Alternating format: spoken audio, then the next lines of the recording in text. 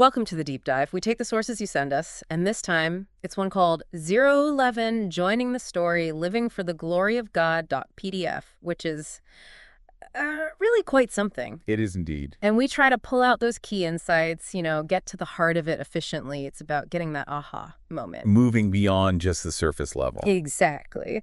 And this source kicks off with this great image. It asks, imagine walking onto a huge stage, but you have no idea what your lines are. Mm-hmm. How often does faith feel just like that? That really grabbed me. It's a powerful metaphor, isn't it? And it sets up perfectly what we want to explore here. Well, really getting to grips with this idea of God's glory, understanding our own part, our unique and vital part in his big story. Okay. And seeing how that perspective can actually, transform daily life, give it real purpose. So not just being on the stage, but knowing why we're there. Precisely. Knowing your part, your lines, your significance. And the source says right away, doesn't it, that we're already in the story. Every believer. Yes, that's fundamental. You're not waiting for an invitation. You're already cast.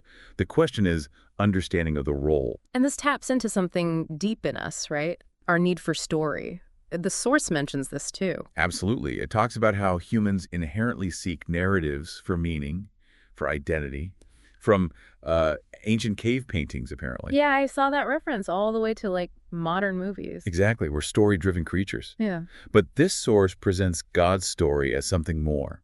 More than just a story. Yes, as the story.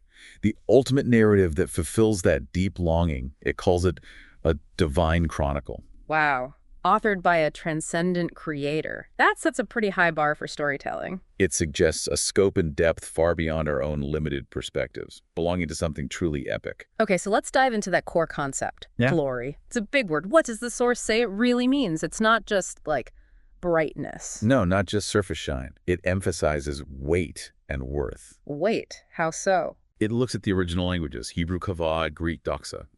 They carry this sense of substance, heaviness, intrinsic value, profound beauty. So God's glory is his essential nature, his being. You could say that. It's his inherent worthiness, his majesty, his truth, his power, all bundled together. It's substantial, real. Okay, that makes sense. And then creation fits into this how as a display. Exactly. The source calls creation a divine canvas.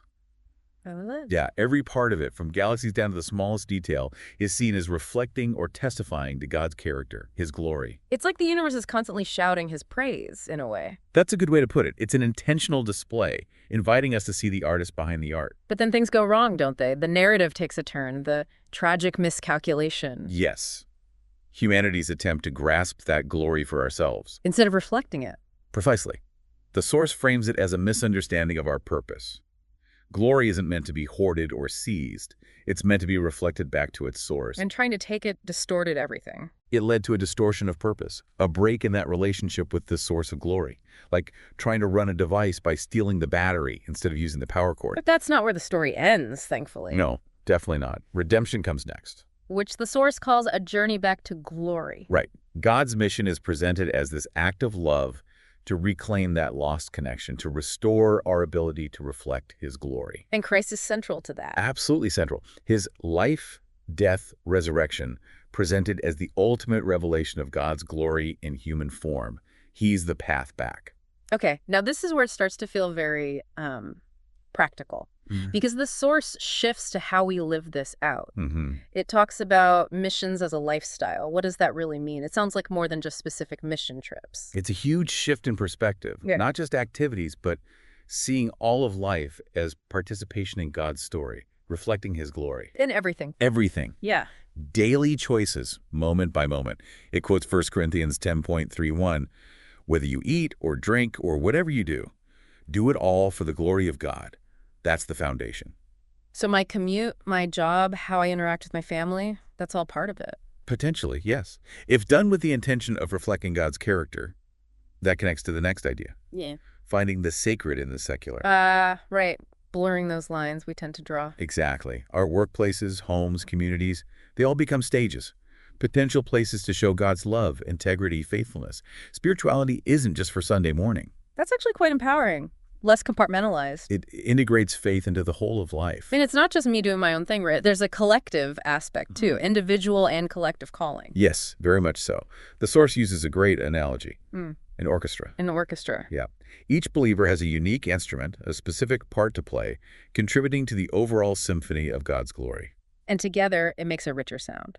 A much richer, more complex, more beautiful, harmonious tapestry, as the source puts it. Our diverse gifts working together. Makes you wonder what instrument you're playing. It does. And thinking globally, the source pushes us beyond just, say, writing a check for missions. Though that's important. It is important, but it emphasizes a deeper, heartfelt commitment and actively breaking down barriers. What kind of barriers? Geographical, cultural, social, anything that keeps people from experiencing God's love and glory. It might mean advocacy, bridge building, simple kindness across divides. And prayer. Seems like it's foundational to all this global work. Absolutely critical. It's called the engine room. That's a strong image. It portrays prayer as the vital force, the way we partner with God, mobilizing his resources. It's not passive. It's active engagement, inviting divine power. Okay. And giving. How does that fit into this bigger picture of worship? It reframes giving away from obligation towards participation, an act of worship reflecting God's own generosity. So by giving, we're practically enabling the story to move forward. Precisely. Enabling evangelism, discipleship, aid, becoming partners in the Great Commission. It mentions cheerful giving and the need for those who are sent. Now, the idea of going is interesting, too. It's not always about geography. Right. That's a key point. No. It's more about a posture of the heart and intentionality. So going could mean engaging with different people in my own city. It absolutely could. Stepping out of your comfort zone, immersing yourself in different local cultures or communities, being present and engaged where you are or wherever God leads. And even just how we live our lives. Advocacy, integrity, that's part of missions too. Definitely. Speaking up for justice, for the voiceless proverbs is referenced there, and just living consistently with integrity, reflecting God's character in our actions. Philippians 1:27 comes up. Our lives speak volumes. It really brings it home, doesn't it? Mission starts right here. Yes. Local service is presented as the foundation. Serving in church, community, helping neighbors, that's the bedrock. It's where we practice, learn, and reflect Christ locally first. And sharing our own stories, our testimonies. The source says that's powerful. Incredibly powerful. Yeah. Because they're relatable. They're not abstract ideas, but lived experiences of God's work. Makes God's actions seem tangible. Exactly. Sharing your encounter with God that changes the ongoing journey. It connects on a human level. Revelation 12.1 Suf is mentioned overcoming by the word of our testimony. And underpinning all this seems to be integrity, that alignment of actions and beliefs. Yes. It's about being consistent.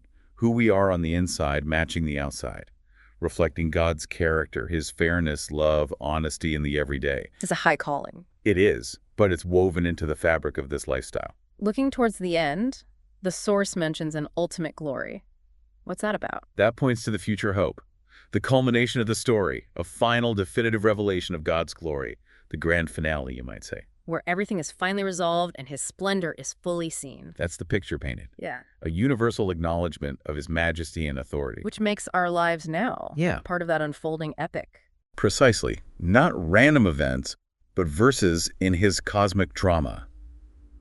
That gives deep purpose, doesn't it? Shifting focus from self to his larger story. Yeah, it really does. Living a life that echoes with eternity. That phrase stuck with me. Making choices that resonate beyond the here and now, which leads to the final point about the weight of our choices. Every choice matters. Like a thread woven into that eternal tapestry. It's a call to live intentionally, with love, serving others as acts of worship, knowing it all has significance. Wow. Okay, so let's try to wrap this up. The big takeaway seems to be, you listening, you have a vital part in God's huge story. A unique and necessary part. And living for his glory isn't some vague concept. It's about your actual life, day by day. Letting his character shine through, transforming the ordinary into something sacred. And missions isn't just for professionals or for overseas trips. It's a lifestyle. Starts right where you are. Exactly. It's how you participate in God's story every day. And as we close out this deep dive, there's that final thought from the source, that question it leaves us with. Yes, right at the end. It says, the invitation stands. Will you step onto the stage of eternity and write a chapter that matters? That's quite the challenge. It is. The choice is yours, and the impact is immeasurable. It really prompts reflection, doesn't And it? it absolutely does.